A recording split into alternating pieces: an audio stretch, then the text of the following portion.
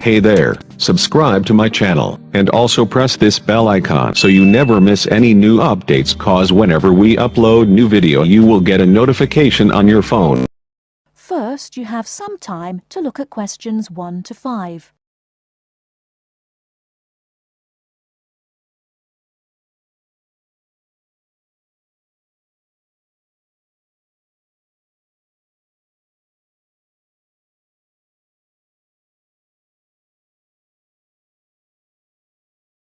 Now we shall begin. You should answer the questions as you listen, because you will not hear the recording a second time. Listen carefully and answer questions 1 to 5. Kingsbury College, can I help you? Oh, hello. I'm ringing to find out about one of your courses. Yes. Is that a daytime or an evening course? Evening. Right.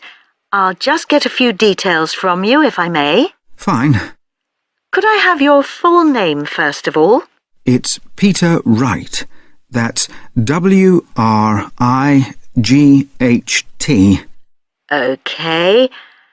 And I don't need to know your exact age, but can you tell me which of these age groups you belong to? 18 to 25, 26 to 35, 36 to 45, or over 45? 18 to 25. Fine. And do you have a job, or are you a full-time student? I'm an accountant. I just do courses in my spare time for interest. OK. Right. And your address, Mr. Wright? It's 11 Forest Road. F-O-R-E-S-T? Yes. Is that in Kingsbury? Yes, it is. I'm just down the road here. And do you have a phone number? It's 992-471. That's my home number. I haven't got a work number. That's fine. We probably won't need it. Before you hear the rest of the conversation, you have some time to look at questions 6 to 10.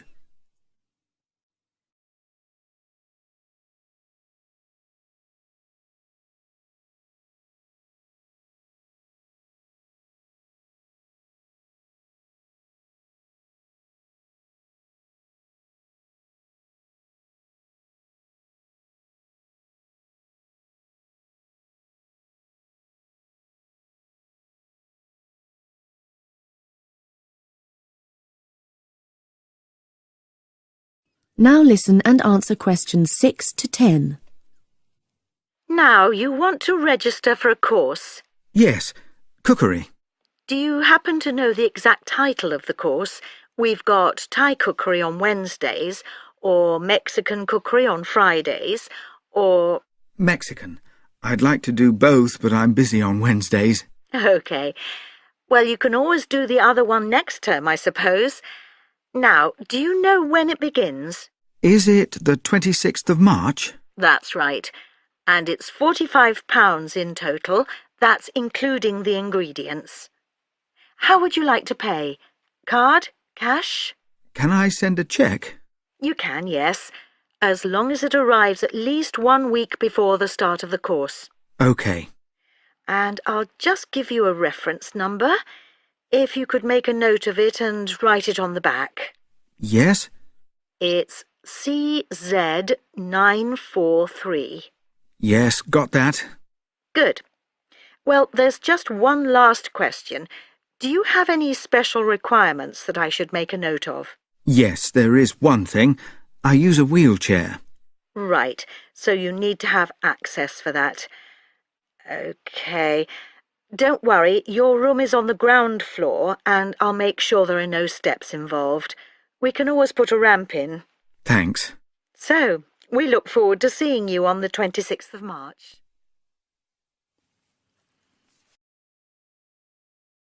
That is the end of part 1.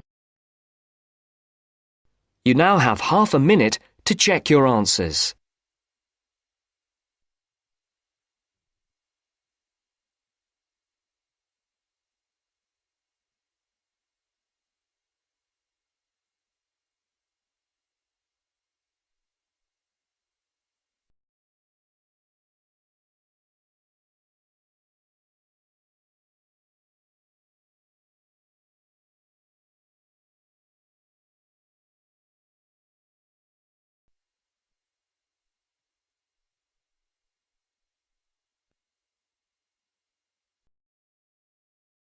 Now turns to Part 2.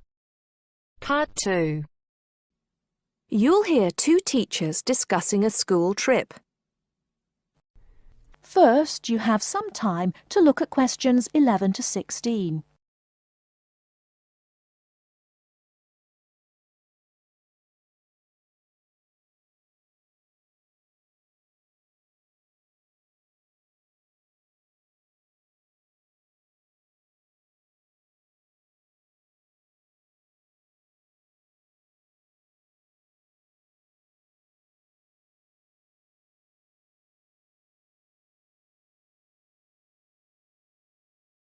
Now, listen carefully and answer questions 11 to 16. Oh, there you are, Paul. Do you have a few minutes? Can we think about this year's school trip? Hi, Jean. Yes, of course. Have you got any ideas? I've been looking through some information, and I've brought a few leaflets with me. Here you are. Okay, thanks. Just remind me when the trip is. Next Friday. We'll be leaving at 9 and be back here at around 4, so we've probably got time to visit a couple of places. Let's see. What leaflet have you got there? Central Gardens. Looks like a nice place. It's open from 9 until 6, so we could go there anytime we wanted, really. What about there in the morning and then somewhere else in the afternoon? Farmers Market would be an option first as well, at least until they close at 1. Or we could try Grey Castle. That should be possible in the morning or in the afternoon. Oh, hang on. That's at the weekend. The last admission is at noon on weekdays. Greenhall says the same thing. Queen's Park opens at 8, so we could go there first. Or, according to these times, we could go there on the way back to school, because they don't close the gates until sunset during the week. Okay, that gives us a few options. We went to Queen's Park a couple of years ago, didn't we? I seem to remember that the pupils really enjoyed it. It'd be nice to go somewhere new as well. I've seen groups from other schools going around Grey Castle. So have I. But then again, maybe we should play it safe and go to Green Hall. At least we've got experience of taking classes round there. Farmers Market is popular with other schools, though, so it must be interesting. It'd be good to go somewhere where someone can show the pupils around, explain things to them. I've been on a tour around the castle, and they do a really good job. I think they have guides at the hall, too, don't they? It says here that they used to, but don't anymore. You can get shown round Central Gardens, though. I think we'd have to do any explaining if we took the pupils to the market or the park. That wouldn't be a problem, though.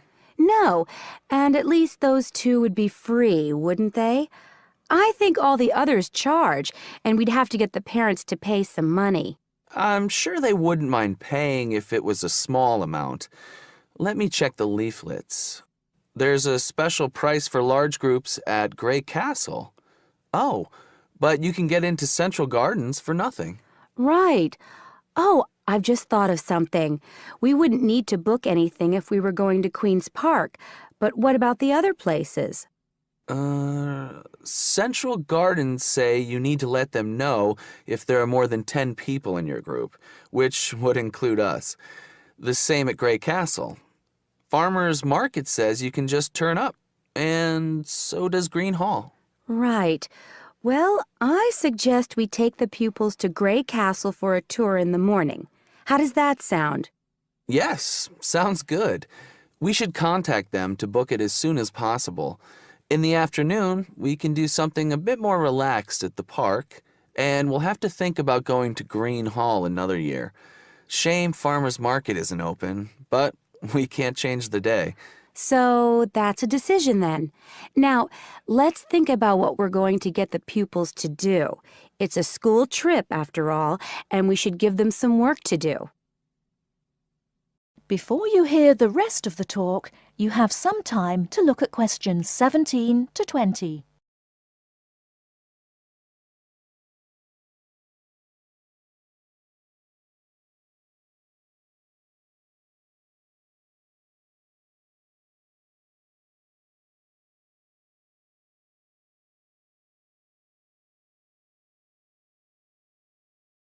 Now listen and answer questions 17 to 20. I think they should know something about the place before they go. That way they know what they're looking at, and they'll be able to write about it better when they get back. I'll put some information together to look at home and give them copies after the next lesson. Good idea. I'll write something for them to do as they're going round the place. We did a quiz last year, and that worked really well. I'll do the same kind of thing this time. Okay. Now, what about the travel arrangements? How are we getting there? What do you think? I remember one year Mrs. Jackson took her group by bus, and that was a complete nightmare. It's quite a long way, isn't it? We could hire a coach for the day, which is what we usually do, or there's the train. It's rush hour, though, isn't it? So it'll be really crowded. And it'll be more convenient for the rest of the day if we've got our own transport. Yes, we'll do that then. Anything else? Oh, we need to let the parents know what's happening. We could ask the office to call everyone. It would take too long with so many. I know when we send a letter home, there are always a few pupils who lose it, but not all the parents have email yet, so I don't think we have any choice, really.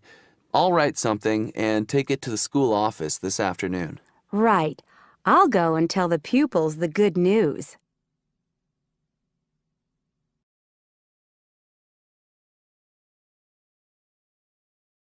That is the end of part 2. You now have half a minute to check your answers.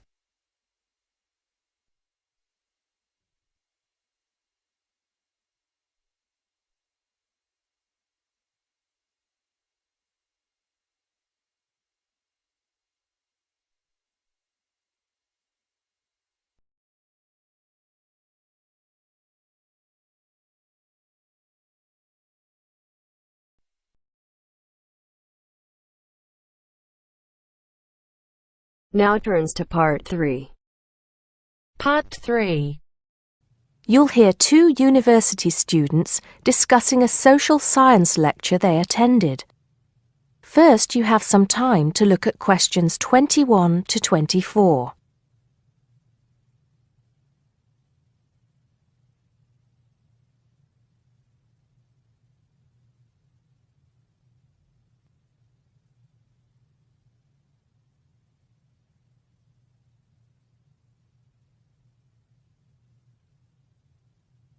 Now listen carefully and answer questions 21 to 24. Did you go to the first social science lecture yesterday? Yeah. Didn't you see me there? No. I was trying so hard to understand the lecturer. What didn't you understand? A lot of it, really. For example, he said we needed to study history as part of the course, but I didn't get why. You probably missed it. He said early on that we need to learn from our past mistakes. Right. But he also said we need to put ourselves in the place of our ancestors. Why is that? I think the point is that it's not enough to know how they lived and what they did. We need to know what they thought. I see. And I've written transferable skills in my notes next, but I have no idea what that means. If you study social science, you learn skills that you can use in a job. Oh, right. Is that all? Okay, but why is that? The point he made was that in studying social science, you use a flexible and adaptable approach to learning. Before you hear the rest of the conversation, you have some time to look at questions 25 to 30.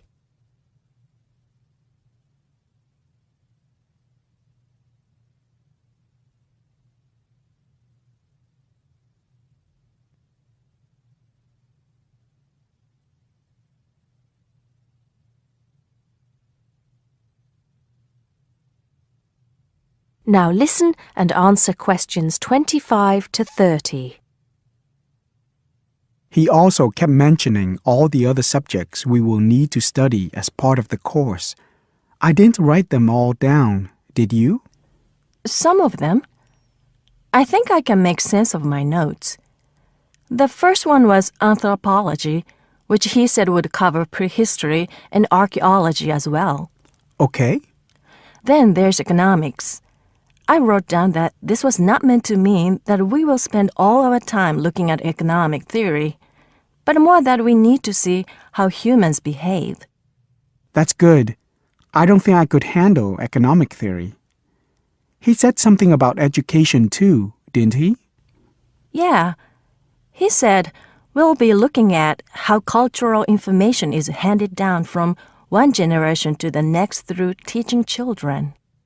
He said we'd be focusing on geography too, but I can't really remember which aspects. Can you? I noted it down, I think. Here we are, yes, particularly in relation to urban planning. It's law that I got confused about. I didn't understand why he linked that to economics. I think he meant that laws affect the way wealth is distributed. That makes sense. Now, what are the science wars? Okay, I did get that.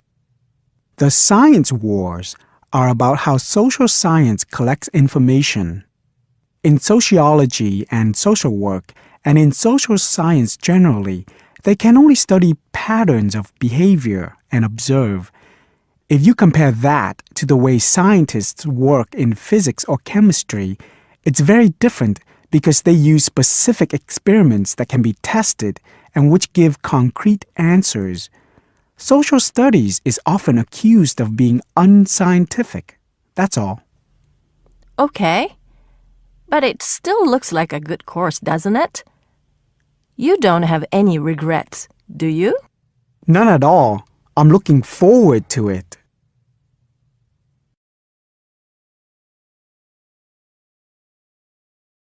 That is the end of part 3. You now have half a minute to check your answers.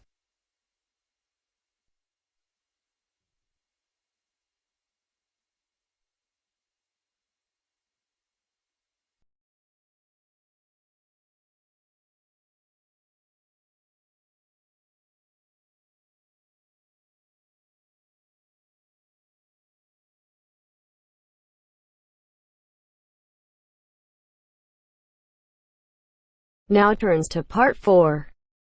Part 4. First, you have some time to look at questions 31 to 40.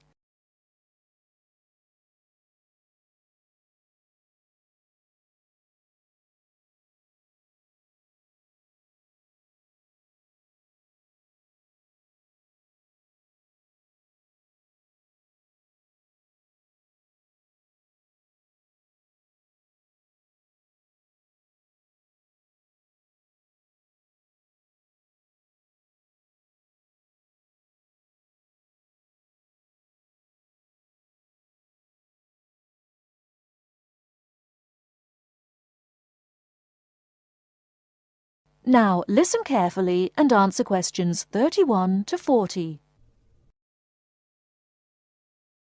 Today I'm going to talk about the city of Barcelona and its architecture. First, the city. Barcelona is a city of some 1.5 million people. It is a port situated on the northeast coast of Spain in the province of Catalonia. The people speak Catalan as their native language, but most are also fluent in Castilian Spanish and some speak English too. The city centre is surrounded by a ring road which encloses a grid with 2 major roads running diagonally across it. These are the Avenidas Diagonal and Meridiana. Probably the most famous street in Barcelona is La Rambla, which connects the Plaça de Catalunya in the town centre to the statue of Columbus on the water's edge. All along the centre of this wide boulevard are stalls selling flowers and artistic works. Barcelona was founded by the Carthaginians from modern-day Tunisia in North Africa. It grew under the influence of the Roman Empire, later becoming the capital of Spain. Under strong government, it expanded its trade, exporting cloth to other Mediterranean ports, and establishing itself as a financial centre. It went into decline after 1400, and in 1640 it was the centre of the Catalan Revolution against King Philip IV of Spain. Now it is considered by many to be the cultural centre of Spain, and the Olympic Games were held there in 1992. Now to the architecture. Throughout the city there are many fine buildings, churches, cathedrals, markets and squares, which date back to the 13th century. One very fine square, which can be entered from La Rambla, is the Plaça Real, or Royal Square. This was built by Molina in the 19th century. 7 narrow passages lead into a large central area, which is surrounded by 2-storey buildings. Most of the ground floor is occupied by restaurants and bars, and it is traditionally a place of music and entertainment. It is impossible to talk about the architecture of Barcelona without mentioning Gaudi, who dominated the scene from the 1880s until his death in 1926. His style was unique, a decorative form of Art Nouveau, the style of the 1920s and 30s in Europe. It was based on organic natural forms, which often seem to defy the qualities of the materials they are made from. I will mention just 3 of his best-known works today. The first is Güell Palace. This was built for the Count of Güell, one of Gaudi's main supporters. The building features 2 arched gates, which lead into the stable area. Inside are 2 circular staircases, one for people and the other for horses. The ground floor is built of brick, but there is also much natural stone used in the construction. The roof is quite fantastic, with brightly coloured sculptures built around the chimneys and ventilation shafts. Another project commissioned by Güell is the park named after him. This was meant to be a garden city with 50 houses, but in fact only 2 were ever finished. The influence of nature is strong in the cave-like spaces and animal figures, and again much use has been made of brilliantly coloured surfaces. But the greatest of Gaudi's works is still under construction, and it is not expected to be finished until 2041. He began work on this cathedral, known as La Sagrada Familia, Church of the Holy Family, in 1882, which means that it will have taken 159 years to complete. The finished building will have 18 towers, the highest being 170 metres high. The building will be 95 metres long by 60 metres wide, and it will hold 13,000 people, a truly impressive monument to Gaudi's great genius. And that's all we have time for today. Next week, we'll look at some of Gaudi's smaller projects, and also his furniture designs. Please make sure that you complete your assignment on Le Corbusier by this coming Friday. That is the end of part 4. You now have half a minute to check your answers.